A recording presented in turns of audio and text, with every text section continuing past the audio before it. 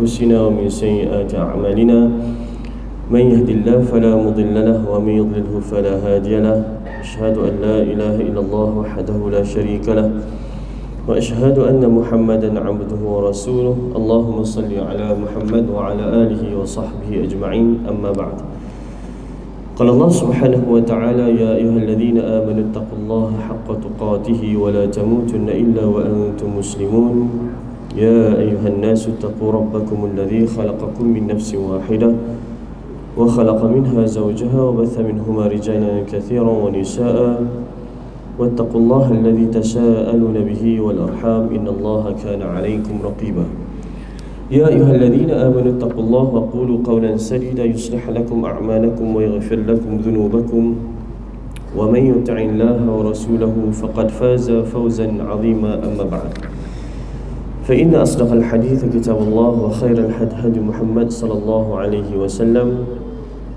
شر الأمور محدثاتها وكل محدثة بدعة وكل بدعة ضلالة وكل ضلالة في النار كما قال صلى الله عليه وسلم.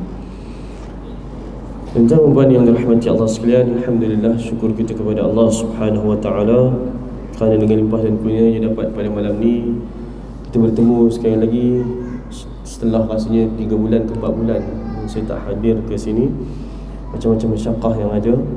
Alhamdulillah pada malam ni saya dapat bersama-sama dengan tuan-tuan dan puan untuk meneruskan lagi pengajian kita berkaitan dengan asam garam rumah tangga Nabi sallallahu alaihi wasallam.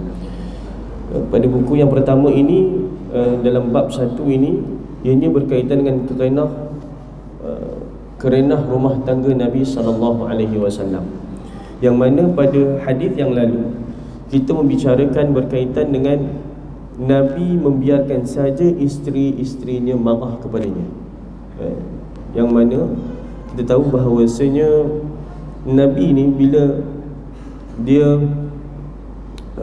nak tengok isteri dia tu marah ataupun tidak, dia tengok kepada perkataan Aisyah. Contohnya Aisyah, dia tengok kepada perkataan Aisyah. Dalam hadis yang lalu kita dah membicarakan berkaitan dengan Aisyah yang mana kalamnya ataupun qaulnya itu Nabi SAW dapat tangkap bahawasanya dia itu sedang marah dengan Nabi SAW. Baik, pada hari ini insya-Allah kita akan sambung pada hadis yang ke-6, yang mana hadis yang ke-6 ini berkaitan dengan Aisyah juga. Berkaitan dengan Aisyah juga. Yang mana tajuk yang diberikan oleh penulis kitab ini ataupun pengumpul kitab ini, sahabat saya Ustaz Luqman. Disebut di sini Nabi minta isteri tidak beri. Nabi minta isteri tidak beri. Yang ini kita tengok apakah isi kandungan hadis Nabi SAW berkaitan dengan perkara ini.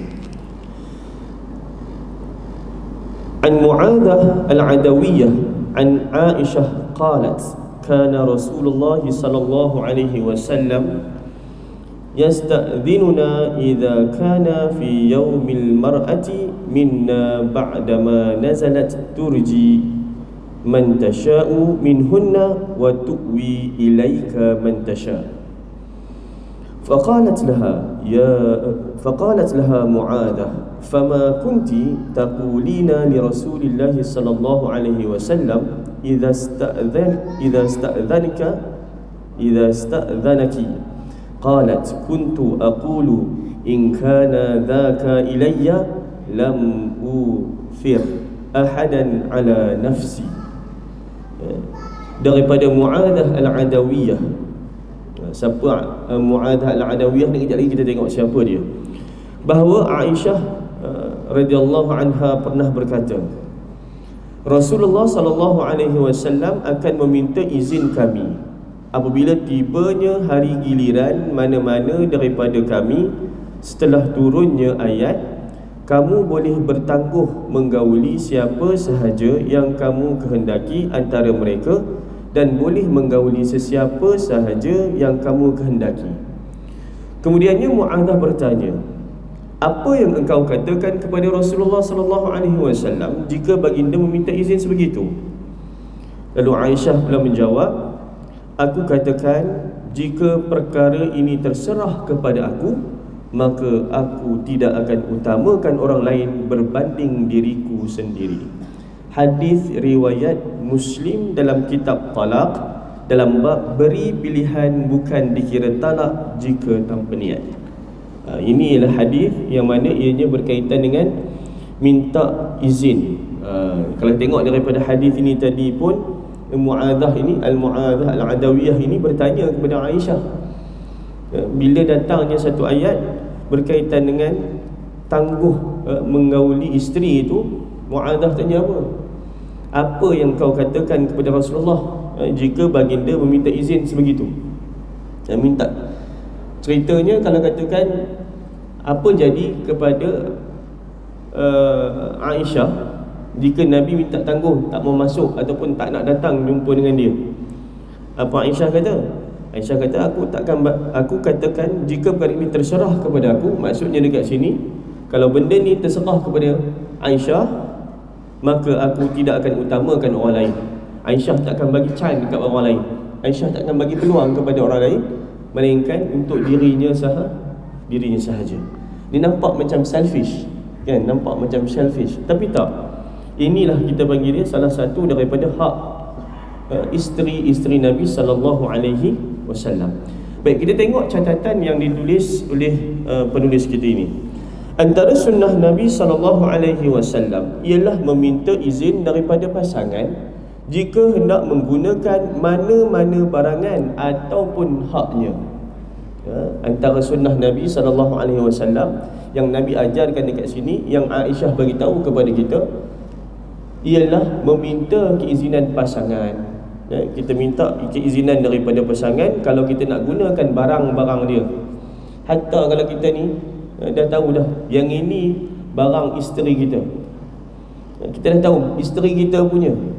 Contohlah handphone. Contoh, kita nak call sekejap, nak call orang lain, kita punya prepaid habis, contohnya lah. Boleh ke ambil macam tu saja? Tak boleh. Kita kena minta izin walaupun dia tu isteri kita. Minta izin dia. Abang nak guna kejap handphone ni yang nak telefon kawan abang. Contoh macam tu. Kena minta izin. Tu hak dia. Apatah lagi kalau kata kita ni beristeri 4. Kalau kita nak pergi ke rumah isteri yang ketiga. Hari ni malam giliran isteri yang pertama. Kita minta izin daripada isteri yang pertamanya nak pergi rumah isteri yang ketiga. Kena minta, tak boleh pergi macam tu saja. Kena minta dulu. Kerana apa? Ianya adalah hak bagi isteri yang pertama. Baik, pasangan pemilik hak pula boleh menolak walaupun untuk demi kepentingan peribadi. Dia kan dekat sini, kalau kita tengok daripada hadis ini, kalau kata kita minta izin, tak ada keizinan, tak boleh pula dapat keizinan itu untuk pergi ataupun untuk dapatkan barangan yang kita nak pinjam, itu terpulang kepada orang yang ataupun pasangan kita itu. Dia tu dia punya hak dia. Dia nak bagi, dia bagi. Dia tak nak bagi, tak boleh ambil ataupun tak boleh nak paksa-paksa. Jadi kiranya kita ni sebagai orang lelaki ni kena pandai-pandai lah, kan? Kenalah gunakan punchline yang ada, kan? Masa kita sebelum kahwin tu ayatnya manis berbenar, kan? Sampai ke gula tu pun tak manis macam ayat-ayat kita. Jadi kalau dah kahwin tu pandai-pandailah gunakan ayat manis. Kalau kita nak sesuatu hak tu, ataupun kita nak pinjam dia punya barang dan sebagainya. Contohnya lah, kan, isteri kita ni dapat duit pencen, banyak, gratuiti banyak lah tu, kan. 120,000, kan. Contohnya kopi tu. Kena-kena lah sikit. Ayat-ayat manis kan ada. Dulu masa sebelum kahwin boleh ayat manis, bubuh, barulah dapat 10%, kurang-kurang 12,000 dalam akaun kita, kan. Kopi tu contoh. Dia kena guna ayat kita untuk nak dapatkan hak dia. Dalam hadis ini, hari giliran Rasulullah sallallahu alaihi wasallam bermalam di rumah ialah hak para isteri masing-masing. Nabi akan bergilir-gilir bermalam di rumah isteri berlainan sehingga selesai satu pusingan. Kalau tengok daripada sini, dia tak ada skip. Dia mesti ada mengikut kepada hak dia lah. Kalau kata ada 4 orang, hari ini isteri pertama, besok hari kedua isteri kedua, hari ketiga isteri ketiga, hari keempat isteri keempat, hari kelima balik isteri yang pertama. Itu ialah hak isteri dia. Okey. Maka hanya selepas hari bermalam dengan isteri yang terakhir, barulah Nabi SAW kembali bermalam di rumah isteri yang pertama semula. Melainkan ada seorang, kalau dalam kes Nabi SAW ni, ada seorang isteri Nabi SAW yang sangat pemurah, yang mana namanya Sayyidatina Sa'udah. Kalau kita kenal Sayyidatina Sa'udah ni, dia berkahwin dengan Nabi SAW dengan usia yang dah lanjut. Jadi dia memberikan keistimewaan kepada dia punya madu dia, bagi hak dia punya giliran malam itu kepada siapa? Kepada Sayyidatina Aisyah. Kepada Sayyidatina Aisyah. Dan beliau melepaskan hak tersebut pada kemudian hari, maka Nabi SAW tidak lagi tidur bermalam di rumahnya. Beliau hadiahkan hak tersebut kepada Sayyidatina Aisyah. Maka Sayyidatina Aisyah mendapat 2 hari bermalam dengan Nabi dalam satu pusingan. Ini specialnya Aisyah, bila mana dalam giliran bermalam Nabi, Aisyah dapat 2 kali dalam satu penggiliran. Yang ini kena pandai-pandai lah kan. Kalau katakan kita ni ada ada madu yang cantiknya, yang boleh dipujuk-pujuk apa semua tu, pandai-pandai lah, berbaik-baik kan, mana tahu kan. Apa itu. Baik, ayat kamu boleh menangguhkan menggauli siapa sahaja yang kamu kehendaki antara mereka, dan boleh pula menggauli siapa sahaja yang kamu kehendaki, ialah ayat 51 daripada surah Al-Ahzab. Ini ialah ayat daripada surah Al-Ahzab. Daripada ayat 50 sampailah ayat yang ke-55 dalam surah Al-Ahzab ini, Allah Subhanahu Wa Taala telah merakamkan beberapa hukum. Ini khas untuk Nabi yang berbeza dengan umat dia. Kalau kata nak tahu tentang perkara tu, kena bacalah dia punya terjemahan, dan juga kena bacalah tafsiran dia. Malam ni kita tak sentuh, InsyaAllah kalau nak tengok pun sikit-sikit je lah kot. Dan ramai yang tidak perasan bahawa surah Al-Ahzab banyak merakamkan babak asam garam rumah tangga Nabi SAW. Dalam surah Al-Ahzab ini, kata penulis, banyak sebenarnya apa yang kita panggil sebagai pengalaman rumah tangga Nabi, asam garam rumah tangga Nabi. Banyak sebenarnya dalam surah Al-Ahzab. Kalau kita baca tafsirannya, itu sebab kita kata kadang-kadang ni kita perlukan kepada tadabbur Al-Quran. Baca surah secara surah. Contohlah kita kata hari ini kita baca surah, kalau kata kita dapat buat lah, ini satu tips, dapat buat hari ini ataupun bulan ini kita nak habiskan membaca surah Yasin contohnya. Baca surah Yasin bukan baca surah sahaja, tetapi kita cuba mendalami, kita cuba untuk memahami, kita cuba untuk mengkaji apa isi kandungan surah Yasin itu tadi. Sebab kadang-kadang kalau kita tengok balik dalam surah Yasin pun seronok cerita-cerita yang ada di dalamnya. Cerita tentang Nabi yang tak ada pengikut dan sebagainya. Cerita bagaimana yang mana Allah Subhanahu Wa Taala kata, yang mana Al-Quran ini hanya untuk orang hidup, bukan untuk orang yang dah mati, pun ada dalam cerita surah Yasin itu. Tapi kita boleh membaca tanpa melihat ataupun tanpa mengaji. Ini sangatlah satu kerugian kepada diri kita. Jadi malam, start daripada malam ni, cuba kita ada azam, cuba kita ada satu qasad ataupun satu tujuan, satu niat nak mentadabbur surah-surah yang ada di dalam Al-Quran. Baik. Tadi kita tanya siapa Mu'adah Al-Adawiyah ini. Baik. Mu'adah Al-Adawiyah ini ialah seorang ulama. Dia ulama yang macam mana? Dia ulama perempuan, ulama wanita pada zaman tabi'in. ulama yang mana ianya sangat terkenal daripada golongan ataupun kalangan generasi tabi'in. Dia bukan calang-calang orang lah. Dan dia ni berasal daripada negara Basrah. Beliau antara anak murid kepada Sayyidatina Aisyah. Dan generasi tabi'in, kalau kita tengok balik, generasi tabi'in ni apa generasinya? Generasi selepas generasi sahabah. Yang itu kita katakan ianya sebaik-baik kurun. Generasi yang sebaik-baik kurun. Kata Nabi SAW, khairal qurun qarni, thumma alladhina yalunahum, thumma alladhina yalunahum. Sebaik-baik kurun ialah kurun aku, kata Nabi. Maknanya kurun itu kenapanya baik? Sebabnya pada zaman itu Nabi menjadi orang yang membawa hukum hakam. Nabi yang ceritakan kepada kita tentang apa yang ada dalam Al-Quran. Dan Allah Subhanahu Wa Taala turunkan pada zaman itu, zaman Nabi itu sendiri, Al-Quran itu sendiri. Jadi masa itu memang zaman yang terbaik. Kemudiannya siapa? Kemudiannya Nabi kata, summal ladzina yalunahum. Kemudiannya zaman selepas aku, zaman sahabat.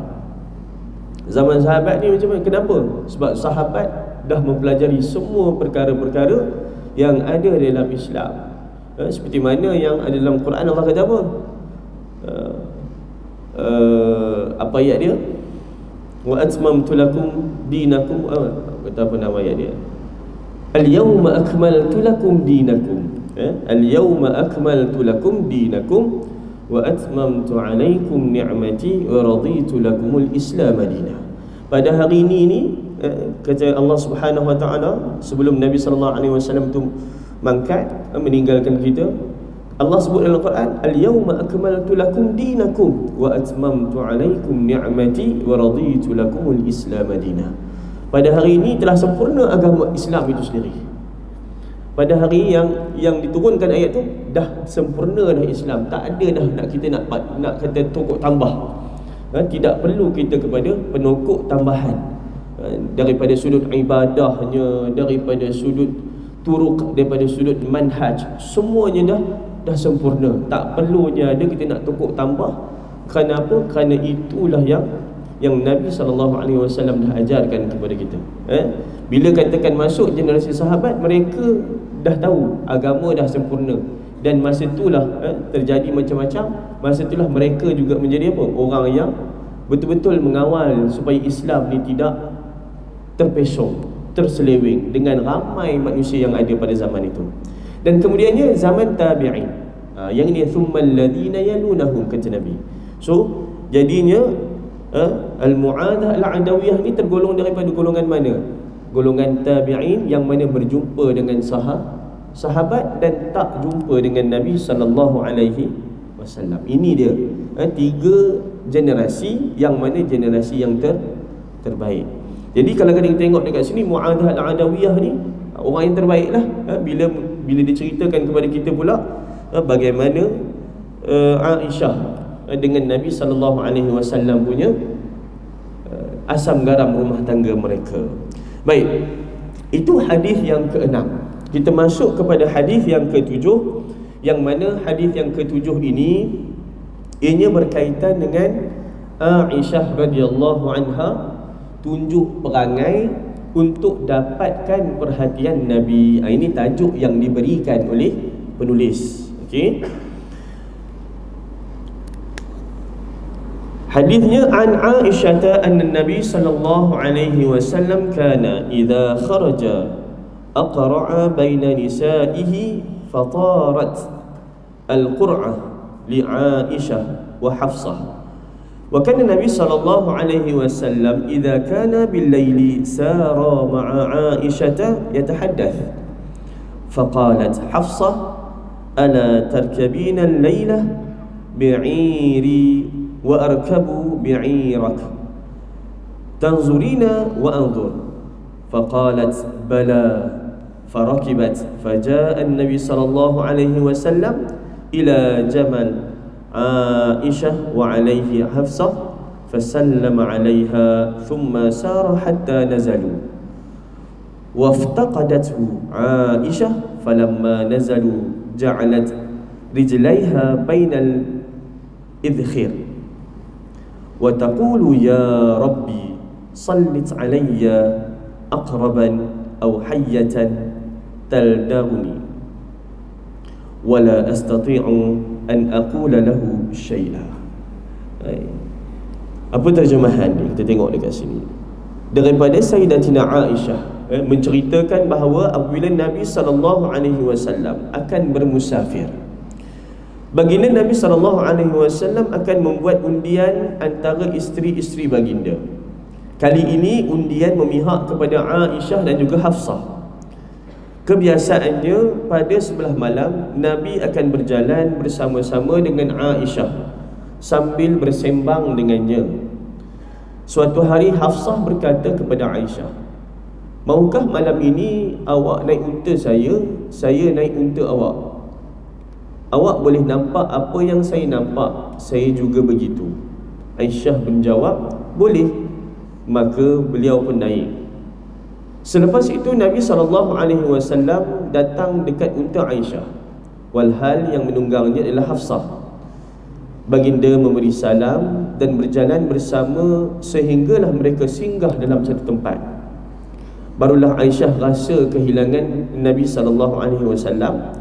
Maka semasa mereka sedang berhenti, Aisyah pun meletakkan kedua-dua kakinya di celah-celah semak.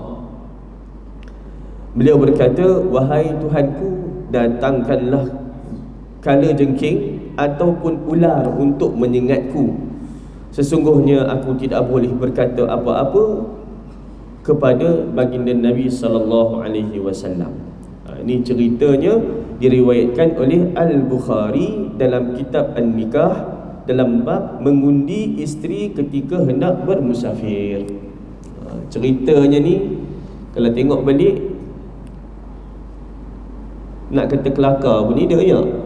Sebab apa? Sebabnya Aisyah. Sebab Aisyah ini seorang, kalau kita perasan lah, dia memang manja dengan Nabi SAW dan dia seorang yang muda. Bila Hafsah boleh buat trik macam tu, dia bukan trik apa pun sebenarnya, dia memang begitulah rumah tangga kita. Ada je nak berebut-rebut, takkan tak ada cemburu dengan orang yang kita sayang. Mesti ada kerana cemburu. Walaupun sama-sama jadi isteri kepada suami itu sama je, tetapi mesti akan ada cemburu. Tengok, inilah dia perangai ataupun inilah dia kita panggil dia satu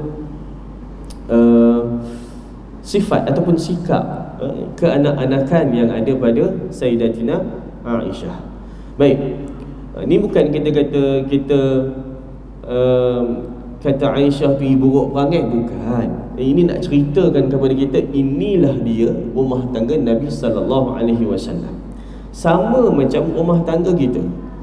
Sebab apa? Sebab kita duk ingat bila katakan Nabi SAW, biasanya apa? Nabi macam itulah. Hatta sampai kan bila kita kata Nabi SAW melakukan ibadahnya begini dan begini, itu Nabi.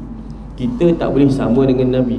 Tak, kita kena tahu bahawasanya kita mesti nak buat hampir sama dengan Nabi SAW. Sebab Nabi yang tunjuk macam tu.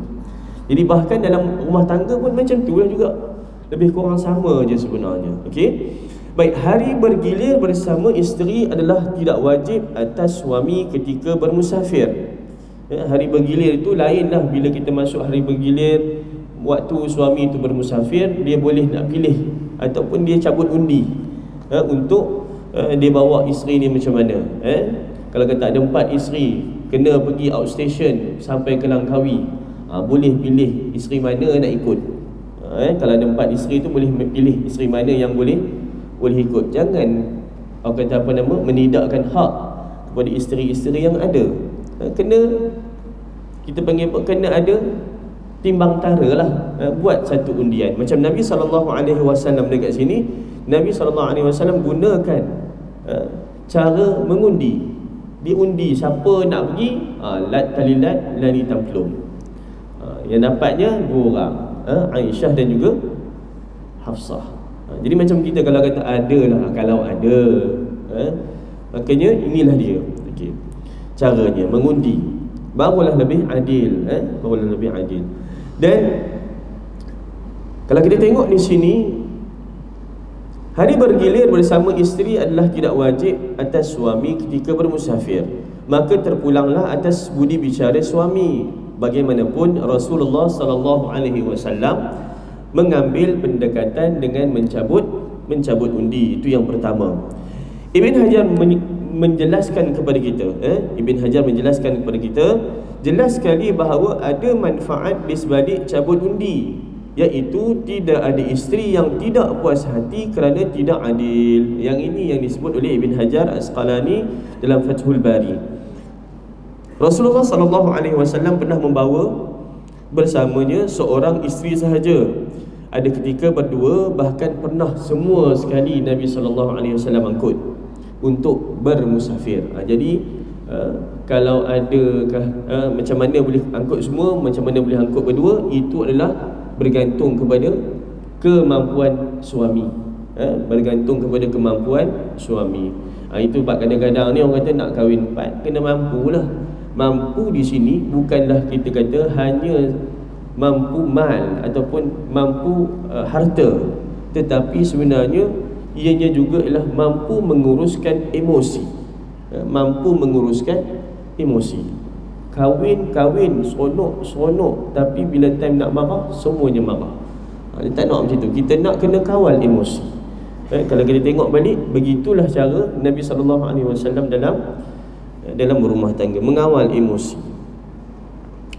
Maka Sayyidatina Aisyah juga tidak boleh mengadu halnya kepada Rasulullah SAW kerana secara asas beliau tiada hak untuk menuntutnya. Maknanya kalau kata dah dicabut undi pada hari itu, terimalah saja. Kalau kita terpilih, terimalah saja apa yang diberikan oleh suami. Idkhar, perkataan ataupun perkataan idkhir. Al-idkhir ini maksudnya semak. Ianya sejenis tumbuhan daripada seperti serai. Kalau dalam bangsa Arab ni, idkhir ini dia umpama macam serai lah. Dia macam serai, ada satu timbunan begitu tu, masukkan Aisyah masukkan kaki, dan dia berdoa kata moga-moga ada kalajengking untuk patuk dia, ataupun moga-moga ada ular untuk patuk dia. Untuk apa? Untuk nak ambil perhatian Nabi SAW. Kita sebagai orang perempuan pun begitu juga. Saya tak ada orang perempuan, tapi orang perempuan memang macam tu. Kadang-kadang ni dia nak tunjuk perangai sebab apa? Nakkan perhatian suami. Jadi suami ni kena faham lah, kan? Kita yang suami-suami ni kena faham baca isteri kita tu. Kadang-kadang ni kalau isteri tu menyending kita, jangan tanya nak apa, jangan tanya apa itu, tanya apa dia yang apa dia, kan? Kadang-kadang tu dia saya saja. Jangan buat serkap jarang pula. Nak meh lah tu. Kalau dia kata ya, jenuh kita nak nak beli meh tu pula, kan? Baik. Itu hadis yang ke-7. Tuan-tuan yang rahmati Allah sekalian dan puan yang rahmati Allah sekalian, hadis yang ke-8 adalah berkaitan dengan Nabi SAW melayan sahaja isterinya cemburu. Ini tajuknya. Maksudnya Nabi ni dia melayan isterinya cemburu. Kisahnya lebih kurang sama kata apa nama daripada Aisyah juga. An Aisyah radhiyallahu anha qalat qultu ya Rasulullah ara'aita law nazalta wadiyan wa fihi syajaratun qad ukila minha wa wajadta syajaran lam yu'kal minha fi ayyiha kunta turti'u bi'irak qala fil ladhi lam yurta' minha ta'ni anna Rasulullah sallallahu alaihi wasallam lam yatazawwaj bikran ghairaha. Hadis riwayat Al-Bukhari dalam kitab nikah, dalam bab menikahi gadis. Tuan-tuan dan puan yang dirahmati Allah sekalian, ceritanya daripada Aisyah radhiyallahu anha. Kata Aisyah, aku pernah bertanya, wahai Rasulullah, sekiranya engkau singgah di satu lembah, dan di situ ada satu pokok yang telah diragut, manakala ada sebatang pokok lagi engkau dapati belum diragut. Pada pokok manakah yang engkau akan tambatkan unta? Baginda Nabi SAW dijawab, pada pohon yang belum dijamah.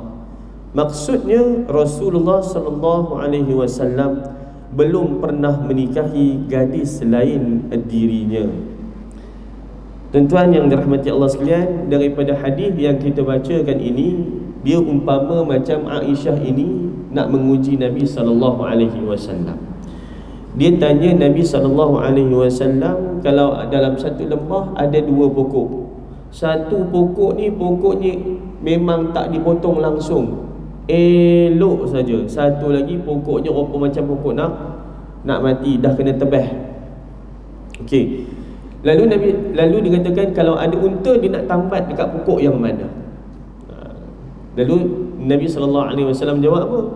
Dia jawab dekat pokok yang tak ditebas lagi, yang pokok yang elok tu lah.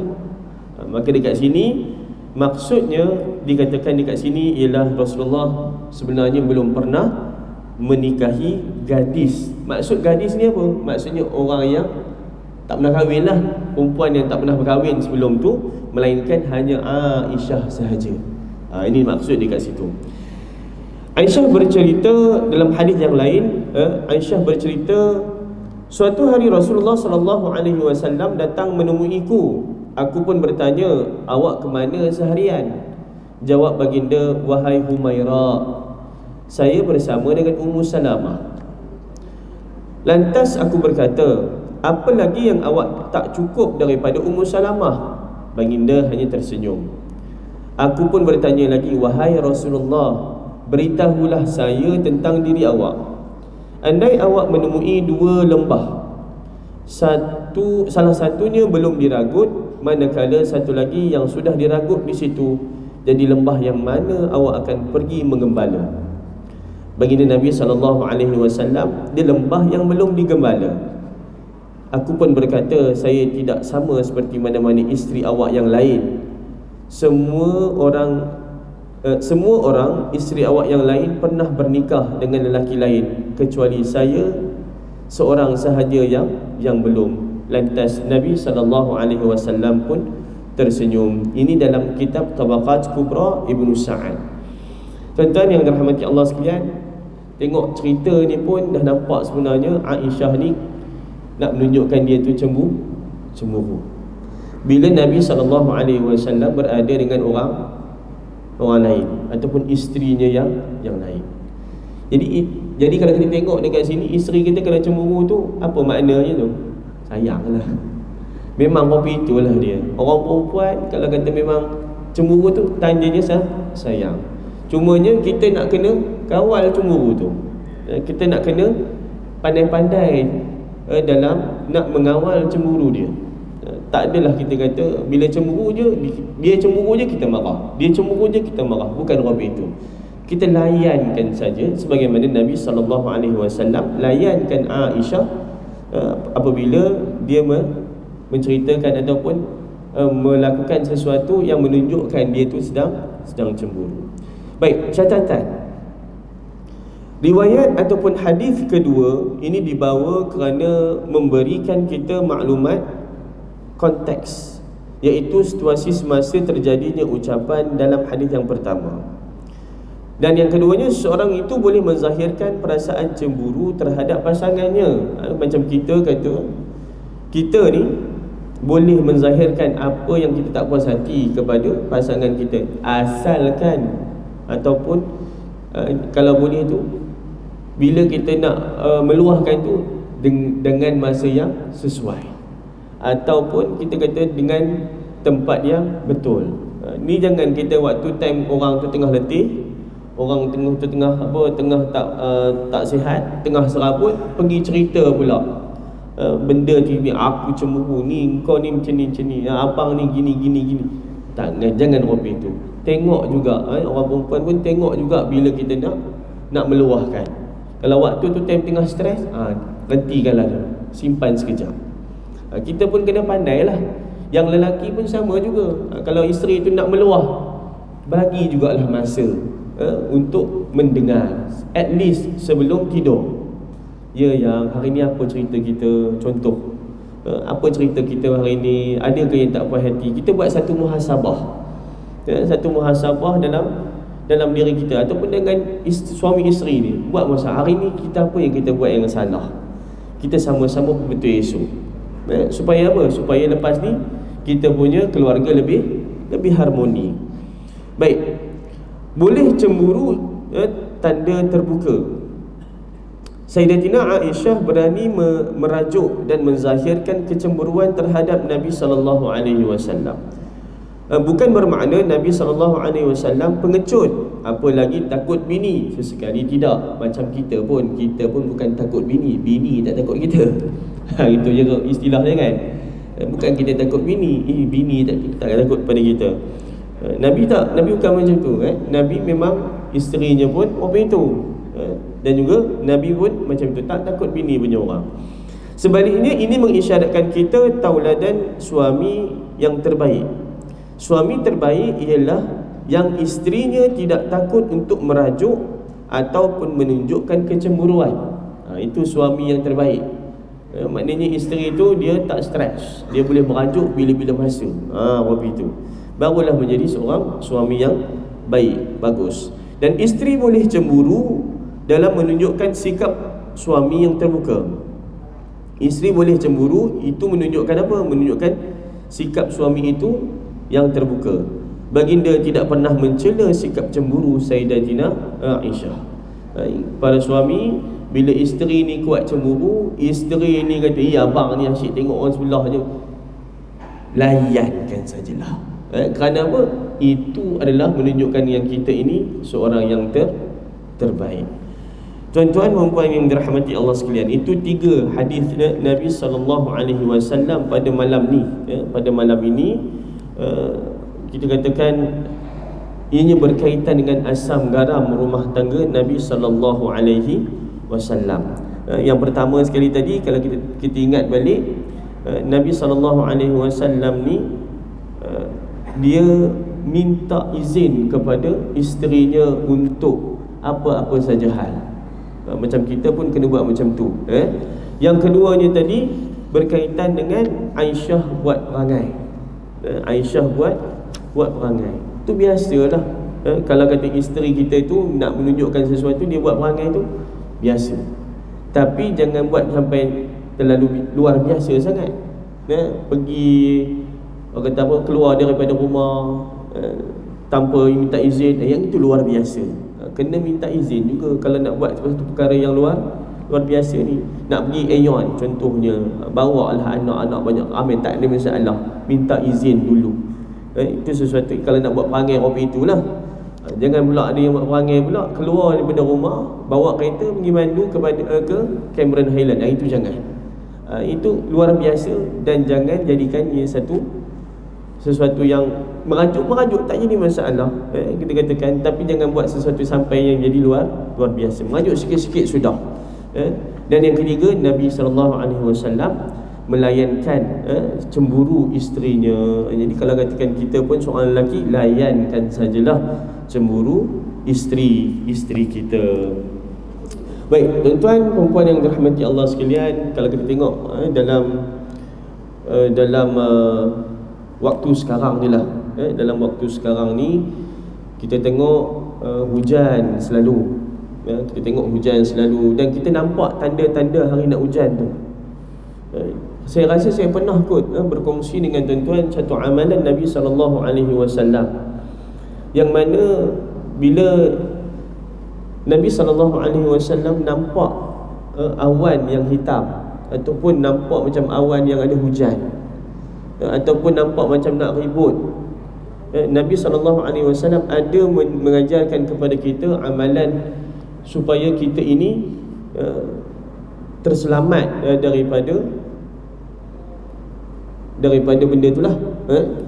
Baik, antara amalan ataupun doa yang Nabi SAW bila nampak angin ataupun bila merasakan angin itu bertiup kencang. Aisyah menceritakan kepada kita Nabi SAW akan baca apa?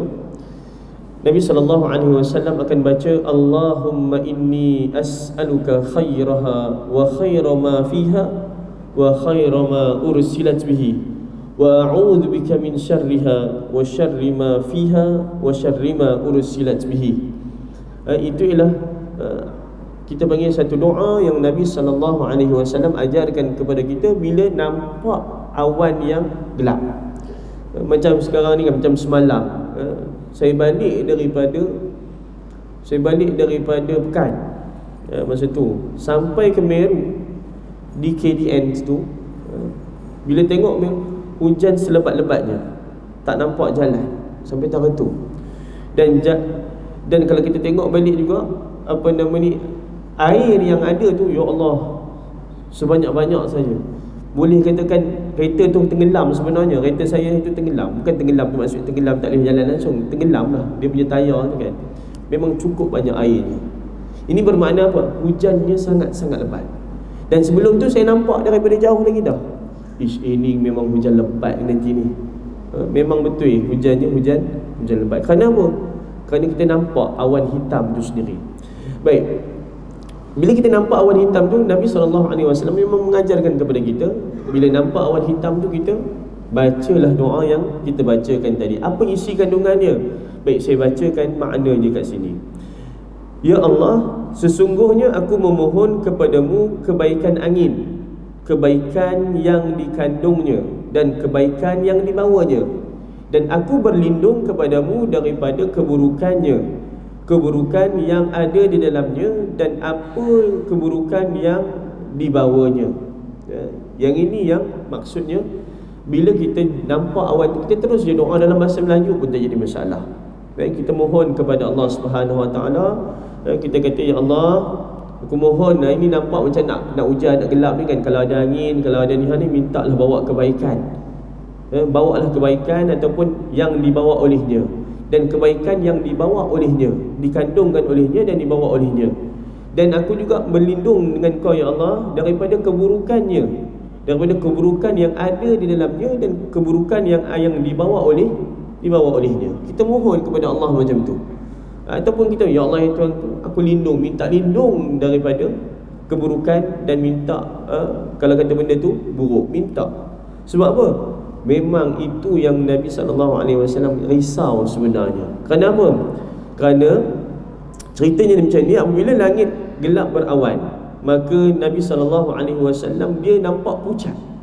Ni kata Aisyah, dia keluar masuk rumah, masuk tak kena, keluar tak kena, pergi ke depan tak kena, pergi ke belakang tak kena. Dan jika hujan turun, Nabi SAW lega. Dan hal itu dapat diketahui daripada raut wajah Nabi SAW. Aisyah bertanya, aku bertanyakan hal tersebut kepada Nabi SAW. Maka Nabi SAW kata apa? Wahai Aisyah, kalau cuaca seperti ini, aku khawatir jangan-jangan akan terjadi seperti apa yang diungkapkan oleh kaum 'Ad. Maka tatkala mereka melihat azab itu berupa awan yang menuju ke lembah-lembah mereka, dan mereka berkata, inilah awan yang akan menurunkan hujan kepada kami. Maknanya dekat sini, dalam surah itu menunjukkan satu ketika kaum 'Ad pun pernah kena banjir yang teruk sangat-sangat. Kerana apa? Kerana mereka juga adalah makhluk Allah Subhanahu Wa Taala. Okey. Maksudnya dekat sini nak katakan apa? Nabi SAW pun takut jika perkara itu terjadi. Apatah lagi kita pada zaman sekarang dah tahu ada ramalan cuaca. Pagi-pagi lagi memang dah ada ramalan kaji cuaca, kata petang ni hujan kat sekian tempat. Kita pun prepare. Dan salah satu cara kita prepare apa dia? Selain daripada kita prepare daripada sudut fizikal, kita juga prepare daripada sudut iman kita, dengan berdoa kepada Allah Subhanahu Wa Taala seperti mana yang telah diajarkan oleh Nabi sallallahu alaihi wasallam. Jadi tuan-tuan dan puan yang dirahmati Allah sekalian, itulah tadi sedikit kita bagi perkongsian daripada saya yang lama juga tak datang ke sini, dan saya harapkan ianya menjadi satu nihalah, satu i'tibar, satu pengajaran, satu pelajaran kepada kita. Tak banyak, kita dapat sikit pun jadilah, agar kita boleh mengamalkannya pada masa yang akan datang insya-Allah. Jadi yang baik itu datang daripada Allah Subhanahu wa taala, yang kurang tu saya mohon maaf sangat-sangat. Subhanakallahumma wa bihamdika asyhadu an la ilaha illa anta astaghfiruka wa atubu ilaik. Wal 'asr innal insana lafi khusr illa alladhina amanu wa 'amilus salihat wa tawasaw bil haqq wa tawasaw bis sabr. Assalamu alaikum warahmatullahi wabarakatuh.